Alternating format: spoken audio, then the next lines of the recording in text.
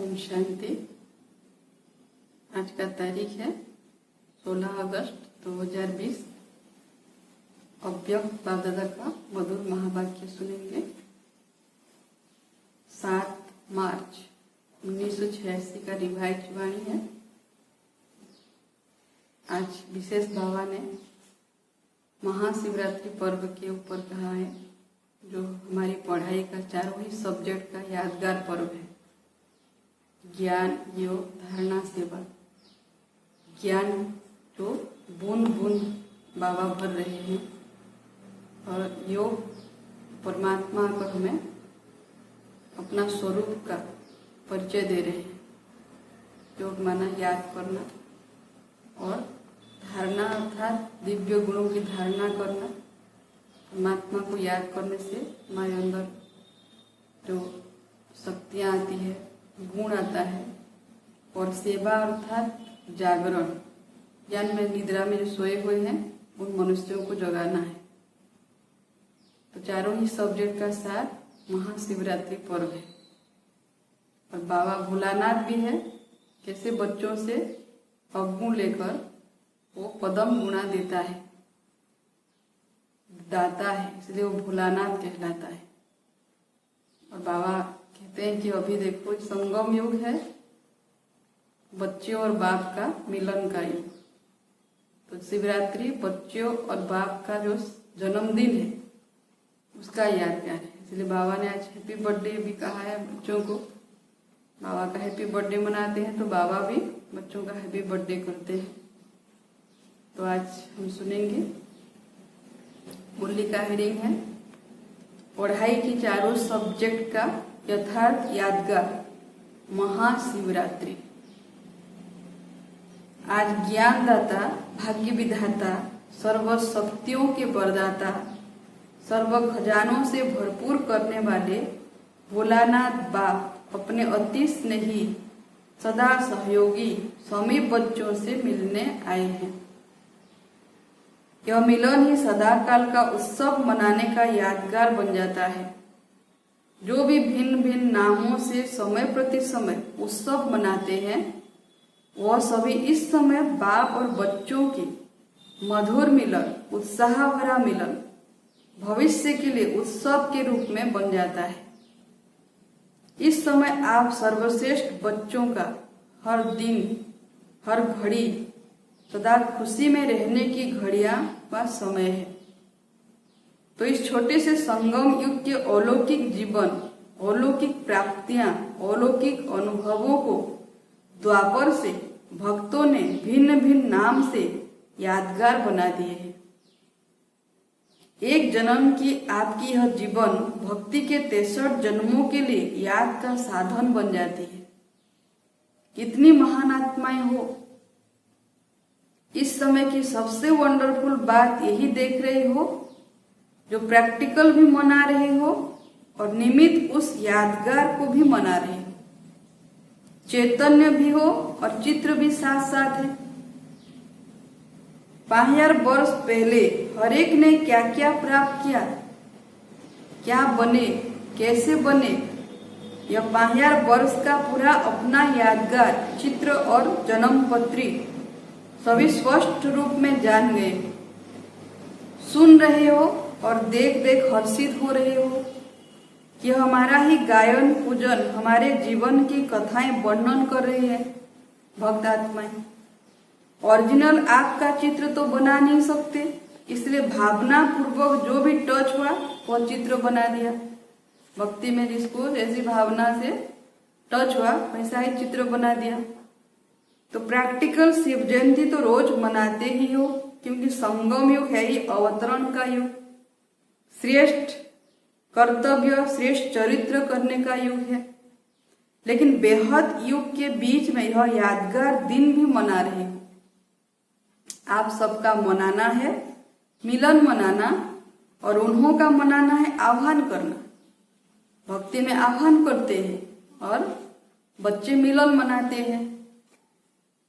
उन्हों का है पुकारना और आपका है पा लेना। वह कहेंगे आओ और आप कहेंगे आ गए, मिल गए।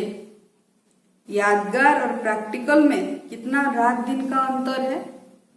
वास्तव में यह दिन भोलानाथ बाप का दिन है। भोलानाथ अर्थात बिना हिसाब के अनगिनत देने वाला। वैसे जितना और उतने का हिसाब होता है, जो करेगा वह पाएगा, उतना ही पाएगा, यह हिसाब है। लेकिन भोलानाथ क्यों कहते? क्योंकि इस समय देने में जितने और उतने का हिसाब नहीं रखता, एक का पदम गुना हिसाब है। तो अनगिनत हो गया ना, कहाँ एक कहाँ पदम। पदम भी लास्ट शब्द है, इसलिए पदम कहते हैं। अनगिनत देने वाले भोले भंडारी का दिन यादगार रूप में मनाते हैं ना, इसका कोई हिसाब नहीं है। आपको तो इतना मिला है जो अब तो भरपूर हो ही, लेकिन 21 जन्म 21 पीढ़ी सदा भरपूर रहेंगे। कितने जन्मों की गारंटी और कोई नहीं कर सकता। कितना भी कोई बड़ा दाता हो, लेकिन अनेक जन्म का भरपूर भंडारा होने की गारंटी कोई भी नहीं कर सकता। तो भोलानाथ हुआ ना, नॉलेजफुल होते भी भोला बनते हैं, इसलिए भोलानाथ कहा जाता है। वैसे तो हिसाब करने में एक एक संकल्प का भी हिसाब जान सकते हैं, लेकिन जानते हुए भी देने में भोलानाथ ही बनता है। तो आप सभी भोलानाथ बाप के भोलानाथ बच्चे हो ना। एक तरफ भोलानाथ कहते, दूसरे तरफ भरपूर भंडारी कहते हैं। यादगार भी देखो कितना अच्छा मनाते हैं। मनाने वालों को पता नहीं, लेकिन आप जानते हो। जो मुख्य संगम युग की पढ़ाई है, जिसकी विशेष 4 सब्जेक्ट हैं, वह 4 ही सब्जेक्ट यादगार दिवस पर मनाते आते हो। कैसे? पहले भी सुनाया था कि विशेष इस उत्सव के दिन बिंदु का और बूंद का महत्व होता है। तो बिंदु इस समय है, इस समय की याद अर्थात योग के सब्जेक्ट की निशानी है। याद में बिंदु स्थिति में ही स्थित होते हो ना। तो बिंदु याद की निशानी और बूंद ज्ञान की भिन्न भिन्न बूंदे। इस ज्ञान के सब्जेक्ट की निशानी बूंद के रूप में दिखाई है। धारणा की निशानी इसी दिन विशेष व्रत रखते हैं, तो व्रत धारण करना। धारणा में भी आप दृढ़ संकल्प करते हो, तो व्रत रखते हो कि ऐसा सहनशील व अंतर्मुख अवश्य बन के ही दिखाएंगे, दिव्य गुणों की धारणा करेंगे। तो यह व्रत धारण करते हो ना, यह व्रत धारणा की निशानी है और सेवा की निशानी है जागरण। सेवा करते ही हो किसको जगाने के लिए? अज्ञान नींद से जगाना, जागरण करना, जागृति दिलाना, यही आपकी सेवा है। तो यह जागरण सेवा की निशानी है। तो 4 ही सब्जेक्ट आ गई ना। लेकिन सिर्फ रूपरेखा उन्होंने स्थूल रूप में बदल दी है। फिर भी भगत भावना वाले होते हैं और सदा ही सच्चे भक्तों की यह निशानी होगी। जो संकल्प करेंगे उसमें दृढ़ रहेंगे, इसलिए भक्तों से भी बाप का स्नेह है। फिर भी आपकी यादगार को द्वापर से परंपरा तो चला रहे हैं, और विशेष इस दिन जैसे आप लोग यहाँ संगम युग पर बार बार समर्पण समारोह मनाते हो, अलग अलग भी मनाते हो, ऐसे ही आपके इस फंक्शन का भी यादगार वह स्वयं को समर्पण नहीं करते, लेकिन बकरे को करते हैं, बलि चढ़ा देते हैं। वैसे तो बाप दादा भी हंसी में कहते हैं कि यह मैंपन का समर्पण हो, तब समर्पण अर्थात संपूर्ण बनो, बाप समान बनो। जैसे ब्रह्मा बाप ने पहला कदम क्या उठाया? मैं और मेरापन का समर्पण समारोह माना। किसी भी बात में मैं के बजाय सदा नेचुरल भाषा में, साधारण भाषा में भी बाप शब्द ही सुना, मैं शब्द नहीं। बाबा करा रहा है, मैं कर रहा हूं नहीं। बाबा चला रहा है, मैं कहता हूं नहीं, बाबा कहता है। हद के कोई भी व्यक्ति या वैभव से लगाव यह मेरापन है। तो मेरेपन को और मैंपन को समर्पण करना, इसको ही कहते हैं बलि चढ़ना। बलि चढ़ना अर्थात महाबली बनना। तो यह समर्पण होने की निशानी है। तो बाप दादा भक्तों को एक बात की आफरीन देते हैं, किसी भी रूप से भारत में व हर देश में उत्साह की लहर फैलाने लिए उत्सव बनाए तो अच्छे है ना, चाहे 2 दिन के लिए हो या 1 दिन के लिए हो, लेकिन उत्साह की लहर तो फैल जाती है ना, इसलिए उत्सव कहते हैं। फिर भी अल्पकाल के लिए विशेष रूप से बाप की तरफ मेजोरिटी का अटेंशन तो जाता है ना। तो इस विशेष दिन पर क्या विशेष करेंगे? जैसे भगत में कोई सदा काल के लिए व्रत लेता है और कोई में हिम्मत नहीं होती है तो 1 मास के लिए, 1 दिन के लिए या थोड़े समय के लिए लेते हैं, फिर वह व्रत छोड़ देते हैं। आप तो ऐसे नहीं करते हो ना। मधुबन में तो धरनी पर पाँव नहीं है, और फिर जब विदेश में जाएंगे तो धरनी पर आएंगे या ऊपर ही रहेंगे? सदा ऊपर से नीचे आकर कर्म करेंगे या नीचे रहकर कर्म करेंगे? ऊपर रहना अर्थात ऊपर की स्थिति में रहना। ऊपर कोई छत पर नहीं लटकना है, ऊंची स्थिति में स्थित हो कोई भी साधारण कर्म करना अर्थात नीचे आना। लेकिन साधारण कर्म करते हुए स्थिति ऊपर अर्थात ऊंची हो। जैसे बाप भी साधारण तन लेता है ना, कर्म तो साधारण ही करेंगे ना। जैसे आप लोग बोलेंगे वैसे ही बोलेंगे, वैसे ही चलेंगे। तो कर्म साधारण है, तन ही साधारण है, लेकिन साधारण कर्म करते भी स्थिति ऊंची रहती, ऐसे आपकी भी स्थिति सदा ऊंची हो। जैसे इस दिन को अवतरण का दिन कहते हो ना, तो रोज अमृत बेले ऐसे ही सोचो कि निद्रा से नहीं, शांति धाम से कर्म करने के लिए अवतरित हुए हैं, और रात को कर्म करके शांति धाम में चले जाओ। तो अवतार अवतरित होते ही हैं श्रेष्ठ कर्म करने के लिए। उनको जन्म नहीं कहते हैं, उनको जन्म नहीं कहते हैं, अवतरण कहते हैं। ऊपर की स्थिति से नीचे आते हैं, यह है अवतरण।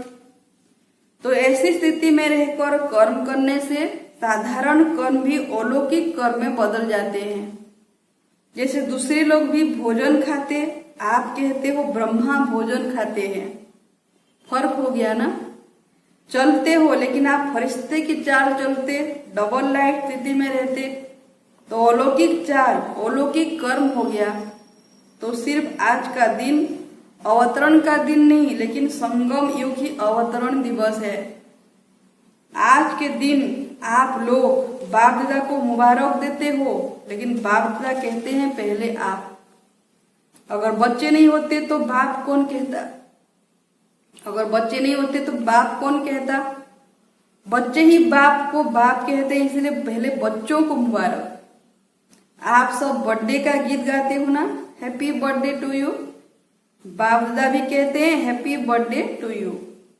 बर्थडे की मुबारक तो बच्चों ने बाप को दी, बाप ने बच्चों को दी, और मुबारक से ही पल रहे हो। आप सबकी पालना ही क्या है? बाप की, परिवार की बधाइयों से ही पल रहे हो। बधाइयों से ही नाचते गाते पलते उड़ते जा रहे हो। यह पालना भी वंडरफुल है। 1-2 को हर घड़ी क्या देते हो? बधाइयां, और यही पालना की विधि है। कोई कैसा भी है वह तो बाप दादा भी जानते हैं, आप भी जानते हो कि नंबरवार तो होंगे ही। अगर नंबरवार नहीं बनते फिर तो सतयुग में कम से कम 1.5 लाख तक बनाने पड़े, इसलिए नंबरवार तो होते ही हैं। तो नंबरवार होना है, लेकिन कभी कोई को अगर आप समझते हैं कि यह रॉन्ग है, यह अच्छा काम नहीं कर रहा है, तो रॉन्ग को राइट करने की विधि या यथार्थ कर्म नहीं करने वालों को यथार्थ कर्म सिखाने की विधि, कभी भी उसको सीधा नहीं कहो कि तुम रॉन्ग हो। यह कहने से वो कभी नहीं बदलेगा। जैसे आग बुझाने के लिए आग नहीं जलाई जाती है, उसको ठंडा पानी डाला जाता है, इसलिए कभी भी उसको पहले ही कहा कि तुम रॉन्ग हो, तुम रॉन्ग हो, तो वह और ही दिल शिकस्त हो जाएगा।